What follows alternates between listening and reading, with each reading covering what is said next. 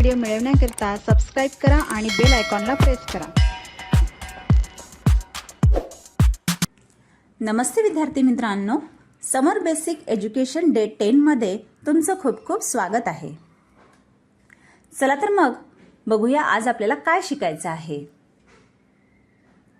इथे आपल्याला सम of rupees and पैसे याचे क्वेश्चन सॉल्व करायचे आहेत।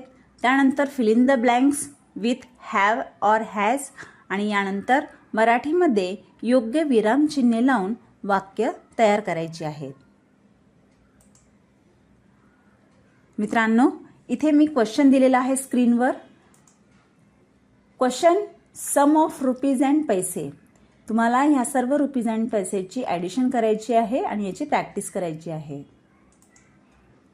यानंतर इथे मराठी विराम चिन्हे म्हणजे काय आहेत, त्यांना आपण केव्हा केव्हा वापरू शकतो, त्यांचा वापर कसा करायचा हे मी ते तुम्हाला स्क्रीनवर सांगितलेले आहे। आपल्याला लक्षात ठेवायचं, जेव्हा आपलं वाक्य संपतं तेव्हा पूर्णविराम द्यायचा आहे। जेव्हा आपण एखादा प्रश्न विचारतो तेव्हा प्रश्नचिन्ह द्यायचं आहे। आपण जेव्हा दोन व्यक्ती बोलतो एखादं वाक्य तेव्हा तिथे इन्व्हर्टेड कॉमा द्यायचा आहे। त्यानंतर जेव्हा आपण एक कॉमा देतो साधा, त्याला विराम असे म्हणतात। हे आहे एक्सक्लेमेशनचं साईन, म्हणजे इथे भावना व्यक्त केल्या जातात या चिन्हाद्वारे। आणि इथे ब्रॅकेट आहे, याच्यामध्ये अतिरिक्त माहिती सांगितली जाते। इथे प्रश्न आहे योग्य विराम चिन्हे लावा। इथे जे डॅश दिलेली आहे या डॅशच्या जागेवर आपल्याला विराम चिन्हे लावायचे। इथे कोणतं प्रश्नचिन्ह येणार की उद्गारवाचक चिन्ह येणार की स्वल्प विराम येणार की पूर्ण विराम येणार हे तुम्हाला इथे लिहायचं आहे। यानंतर खालच्या प्रश्नामध्ये योग्य विराम चिन्हे लावून वाक्य पुन्हा लिहायचं आहे। समजा इथे उदाहरणार्थ आहे माझे नाव आरव आहे, तर इथे तुम्हाला हे वाक्य पुन्हा लिहायचं आणि इथे पूर्णविराम द्यायचा आहे।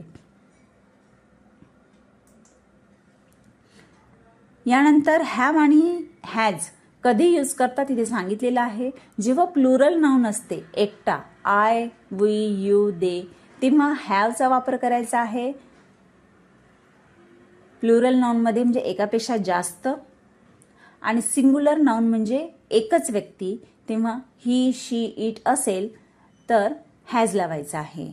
आता इथे निगेटिव्ह सेंटेन्सचा एक इम्पॉर्टंट रूल सांगितलेला आहे।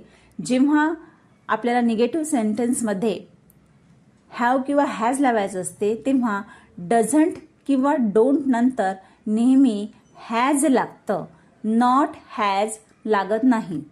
इथे नेहमी काय यूज करायचं आहे, हॅव। डझंट आणि डोंट न वापरता तुम्हाला फक्त हॅव लिहायचं आहे। जसं इथे एक्झाम्पल दिलेलं आहे, he doesn't has a car, तर इथे डझंट लावलेलं आहे, त्यामुळे हे जे स्टेटमेंट आहे ते रॉंग आहे।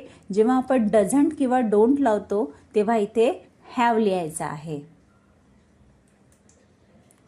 यानंतर इथे तुम्हाला fill in the blanks solve करायचे आहेत। स्क्रीनवर हे जे क्वेश्चन तुम्हाला दिलेले आहेत याचे क्वेश्चन्स लिहायचे आणि आन्सर न बघता सोडवून चेक करायचे।